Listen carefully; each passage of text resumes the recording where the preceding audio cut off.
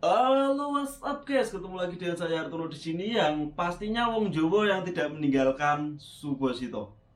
Oke guys, di video kali ini aku mau menepati janjiku, mau menceritakan kejadian yang membuat aku deg-degan mak teratapan karena aku dan dua temanku ini pernah mau jadi TKI ilegal di Korea. Loh, kok bisa? Daripada teman-teman penasaran, langsung simak video ini sampai habis ya. Yuk, cus!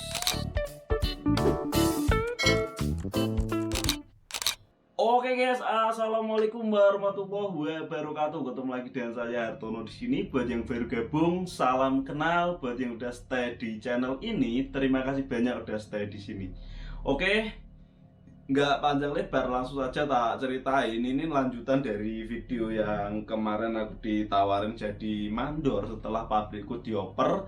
Aku dan dua orang temanku ini penuh ketidakpastian, luntang-lantung dan nggak punya kerjaan. Bahkan itu sempet aku sehari-hari itu cuma kerja ngeletai label bakso itu sampai berbulan-bulan ya, waktu itu sampai 1 bulan atau 2 bulan. Waktu itu bulan Juli sampai Agustus, jadi statusku nggak jelas itu sampai Agustus.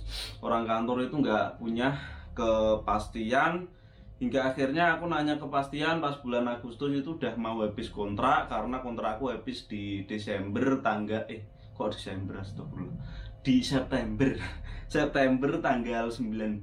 Aku nanya mau diperpanjang enggak, ini gimana, nggak punya kerjaan aku gitu.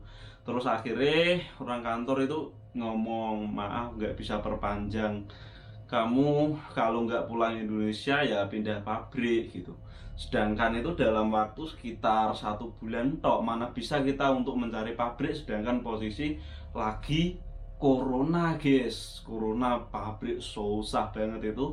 Karena ada beberapa temanku juga yang posisi nganggur waktu itu sampai jadi ilegal karena mencari kerjaan yang bagus itu nggak dapet beneran, padahal masa pencarian kerja 3 bulan itu udah dapat bonus, udah dapat tambahan. Ya wes, aku di situ mencoba untuk mencari solusi. Aku konsultasi ke shelter-shelter dan kata shelter itu ya harus diperpanjang dulu baru pindah biar aman. Kalau nggak gitu ya nggak aman, karena kurang berapa ya, 2 minggu sebelum visa habis atau 1 minggu kalau nggak salah itu harus dapat kerjaan. Jadi berarti masa pencarianku itu sebulan nggak ada guys. Yo wes, akhirnya aku ke kantor ngomong bertiga. Ini aku yang ngomong karena yang berdua itu teman-teman itu pinter ngomong, tetapi tak wakilin aku sangar ya lah.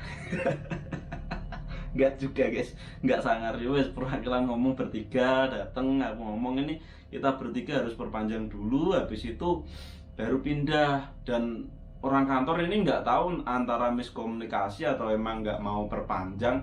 Orang kantor masih kekeh nggak ada kerjaan, nggak bisa perpanjang. Aku ngomong habis perpanjang ini pindah, tetap orang kantor kekeh nggak bisa, nggak mau. Terus akhirnya aku menghubungi shelter, datang ke shelter sini di daerah terkait, ini daerah sini pokoknya nggak tak sebutin. Itu aku datang minta tolong, mbak ini tolong mbak ini ngomong sama orang kantorku suruh perpanjang dulu baru aku pindah, kita bertiga. Nggak tahu kenapa yo ini mbak-mbak shelter ini nggak mau, ataukah karena dianggap kita bertiga itu nggak mau kerja atau kerjanya nggak bagus atau apa, aku nggak tahu. Padahal waktu itu udah tak jelasin kalau misal kita kerja itu udah bener-bener apa ya, 100% lah, apalagi aku sama temenku. Nah aku pribadi sih waktu itu bahkan kerjaan-kerjaan yang berat yang dikelilkan ada gembyong. Itu gembyong kan kalau misal diganti mandorku yang namanya Robocop itu, kalau gembyong sulit itu orang-orang pada nggak mau, pada ditolak orang-orang semua. Aku kasihan, yowes taruh sini. Bahkan ada salah satu karet itu yang dicabut sampai 4 orang, kadang dicabut 5 orang baru kecabut. Tak kerjain sendiri. Orang yang nggak mau ngerjain tak kerjain, wes kene deleh kene kabeh, kene atasannya aku aku lo tak kerjain kabeh, serius nggak bohong ini aku. Mungkin kalau nggak percaya nanti bisa tanya ke seniorku, dan ini real. dan kita nggak diperpanjang. Waktu itu tak suruh ngomong, sebenarnya udah sempet telepon tetapi nggak diangkat karena udah sore pas posisi itu, hingga akhirnya ya wes aku mencoba menghubungi shelter-shelter yang lainnya, siapa tahu ada yang mau membantu untuk ngomong atau ngasih solusi. Tetapi waktu itu hampir semua shelter di Korea ini udah tak hubungi semua, dan jawabannya pun sama.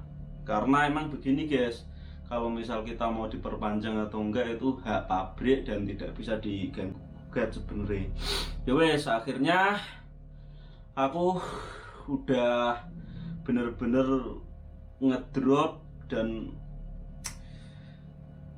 aku berdoa menyerahkan diri pada yang kuasa, dan hingga akhirnya itu ada di postingan salah satu grup di Facebook itu ada yang ngasih tahu, maksudnya ini ada shelter ini kemarin habis nolong saya gitu. Ya wes aku nyoba hubungi shelter itu, siapa tahu shelter itu mau bantu. Shelter di salah satu kota di Korea sini, di Chonan.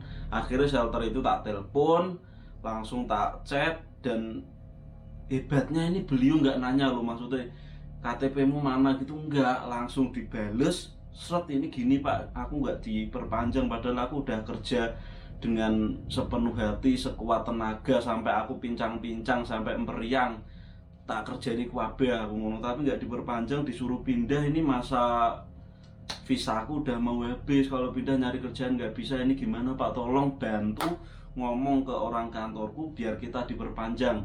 Ya wes, Pak shelter itu akhirnya bales, Mas bisa telepon enggak? Bisa. Ya wis tak telepon, habis telepon terus janjian orang kantor bisa ngomongnya jam berapa Mas Aman bisa ke kantor. Aku bisa seharian Pak, pas coffee break, tapi enaknya kan waktu itu udah nggak punya kerjaan. Ya wes akhirnya janjian sama Pak shelter Chonan ini waktu itu. Terus pas jam 3 aku naik, tak teleponin dulu, terus naik tak kasih ke orang kantor. Pak shelter Chonan ini ngomong sama orang kantornya dijelasin banyak-banyak. Orang kantor aku denger masih tetap nggak mau memperpanjang guys, tetapi dengan nada yang agak tinggi. Ini Pak shelter Chonan ini ngomong, ini orang udah, aku tahu kan bahasa Korea, ini orang bertiga ini udah kerja bener-bener, masa tinggal suruh perpanjang doang, nggak kehilangan apa-apa, nggak harus bayar. Nggak tahu, kayaknya nggak bayar lo, menurutku apa bayar? Teman-teman yang tahu tolong komen, kok sampai nggak mau. Akhirnya diomongin tolong diperpanjang dulu baru dikasih pindah, akhirnya gitu kan. Terus dan nggak tahu kenapa ini ajaibnya, ini dari orang kantor langsung nelpon ke pusat, ke pabrik Byungwa pusat. Alhamdulillah kita bertiga diperpanjang dulu baru pindah, dan akhirnya di minggu depannya kita langsung diajak ke imigrasi. Masya Allah, alhamdulillah banget. Terima kasih untuk Pak shelter Chonan yang sekarang udah nggak kerja di shelter, sekarang udah jadi pengacara. Aku denger-denger. Oh ya, selain itu juga aku dulu juga sempet telepon, tak telepon kabeh mbak-mbak yang kerja di Nodongbu juga tak telepon, tak suruh ngomong sampai, dan mau ngomong waktu itu, tetapi yang bikin diperpanjang yaitu Pak shelter Chonan itu. Habis itu alhamdulillah terus diperpanjang. Terus akhirnya selang habis diperpanjang itu ada kabar baik guys, dari pusat ngomong ini masih ada kerjaan buat 2 orang. Nggak tahu ada angin apa yo, buat 2 orang masih bisa kerja di sini, yang satu nggak bisa lah. Terus waktu itu kan dari Cikjangnya itu ngomong, ceritain aku sama temenku masih kerja di situ, tetapi nggak tahu kenapa pas hari H itu aku yang disuruh pindah. Ya wis tono ya, Tarun Gunjang Kamyon Gencana yuk gitu, ngomong gitu. Aku ya ngomong Gencana, aku ngono. Lah gimana, maksud ya aku mau maksa, aku nggak mau pindah, aku di sini aja. Jujur waktu itu hatiku hancur sehancur-hancurnya, karena aku masih berharap juga kerja di situ. Tetapi itulah takdir guys, kalau misal aku nggak pindah ke pabrik lain, nggak mungkin juga aku bisa ceritain seperti ini ke teman-teman. Jadi satu yang bisa teman-teman ambil dari kisahku ini ya, untuk teman-teman mungkin kerja yang sungguh-sungguh juga, dan poinnya sebelum 3 tahun ini kita harus bertanya 2 bulan sebelumnya kalau misal mau diperpanjang. Ya wes, jadi 60 hari sebelum masa kontrak kerja 3 tahun ini habis, kita udah bisa perpanjang, kita minta untuk diperpanjang dulu untuk lebih amannya. Jadi jangan sampai mepet kayak saya itu yo, karena bener-bener udah hampir buldog. Dan akhirnya aku waktu itu pindah, ya wes pindah dapat di pabrik di casting itu, dan temanku yang 2 itu masih di sana dengan nggak punya kerjaan. Enak sih, gajinya lebih banyak daripada aku loh. Aku terkadang juga masih agak iri meskipun mencoba untuk ikhlas, tapi ikhlas itu sulit guys. Ikhlas itu cuma bisa di mulut, tetapi di hati itu bener-bener kayak sulit. Iya nggak sih? Apa aku tok yang ngalamin begini loh. Tapi aku tetap bersyukur karena dengan begini aku tahu lika-liku kehidupan. Maksudnya hidupku jadi berwarna, nggak monoton gitu loh guys. Karena biar bagaimanapun itu kan aku juga udah berjuang bagaimana caranya untuk bisa diperpanjang bareng-bareng.